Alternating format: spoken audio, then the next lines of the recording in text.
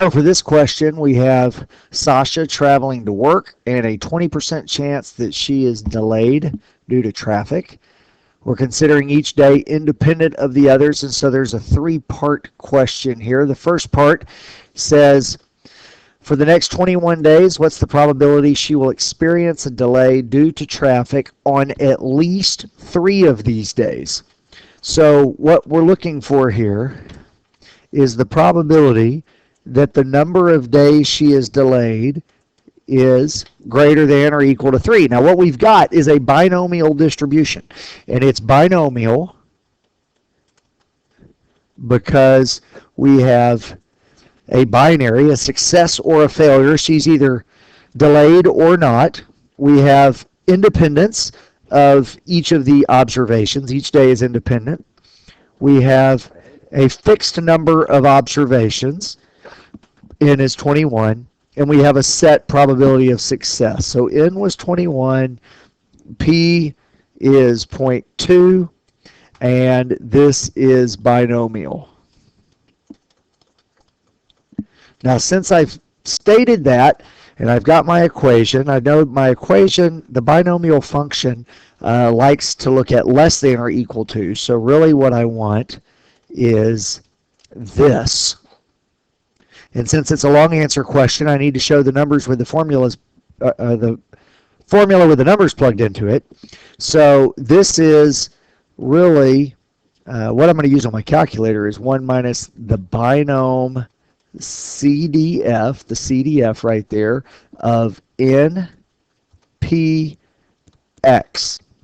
But what I'm actually doing is I'm looking at 1 minus, and this is going to be the probability x is 0 plus the probability x is 1 plus the probability x is 2. Right? Because everything else, and when I say everything else, I mean everything else is going to be greater than or equal to 3. And so what I've got here is 1 minus, oh, that's not going to be helpful. Let's put it back in a color. 1 minus 21, choose 0 times the probability of success raised to the number of successes, probability of failure raised to the number of failures, plus 21, choose 1. 1 of these, 20 of these, and 21, choose 2 with 2 of these and 19 of these. Now you're thinking, do I have to show all this work? Well, it is a free response question, so showing work is a great idea, but what I'm going to do on my calculator is what I wrote up here. So on my calculator, it's going to look like this, and I'm going to say second distributions, binom CDF, 21 trials, 20% chance of success, and this is 2 because that number right there is a 2. So that's that. Paste it in. Whoop. Got extra parentheses. Paste it in, and I get this right here. So 1 minus that is the answer I'm looking for, or 82.3%.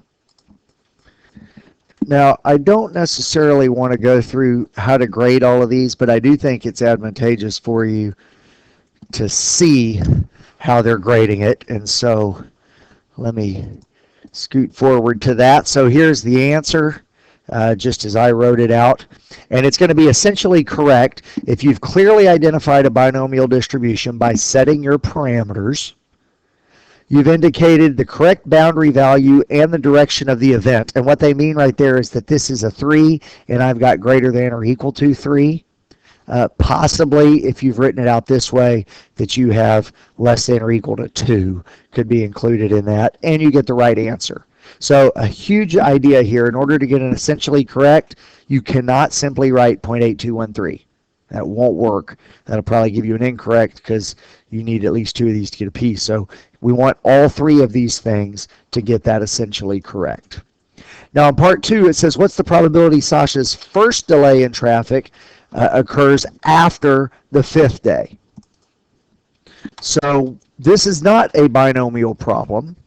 I want to know what's the probability that her first delay is after the 5th day. So what does that tell you about the first 5 days? So we got 5 days, told us in the beginning that these were independent of each other, and each of these 5 days was not a delay. So the probability of a delay was 0.2. So the probability of no delay, of course, is 0.8. So this day there was not a delay, this day, this day, this day, and this day. The first 5 days, no delay. And so the probability here is 0.32768. And I think I've done a good job here, but I'm feeling like it's a free response question, and maybe I haven't written enough. So maybe I say something like, since the days are independent, that ought to make them proud of me. Since the days are independent and the first 5 days had no delay, D-E-L-A-Y, delay, there is a 32.8% chance my first delay comes after that.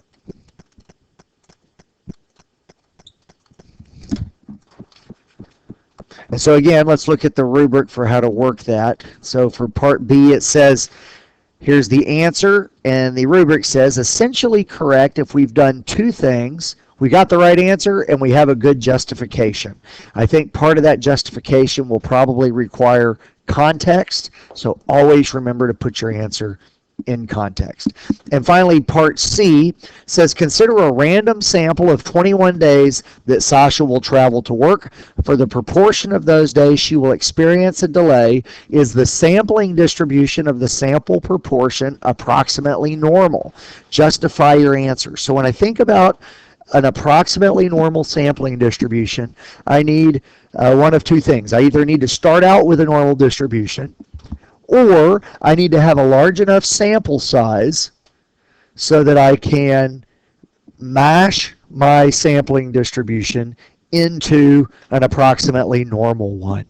So we started out with a distribution that was 20% and 80%. It's a right skewed distribution from that binomial one.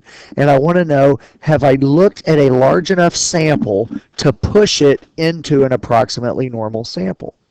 So what does that take? Well, it's a proportion problem, so it's going to take at least 10 successes or failures. 10 successes and failures to make it into an approximately normal one. So N was 21 and P equals 0.2. So I need NP greater than 10 and N1 minus P greater than 10. So NP, that's 21 times 0.2 and 21 times 0.8. So 21 times 0.2 is 4.2. And 21 times 0.8 is 16.8. So these are successes. These are failures. And this isn't large enough. It should be more than 10 for me to use a normal approximation. And as before, let's see if I've covered enough to get full credit on the rubric.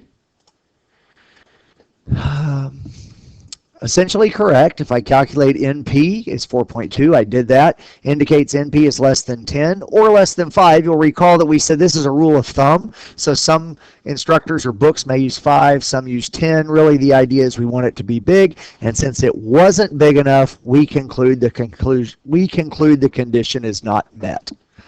Again, notice the answer wasn't super long, but there were several things that they were really looking for in order to get an essentially correct.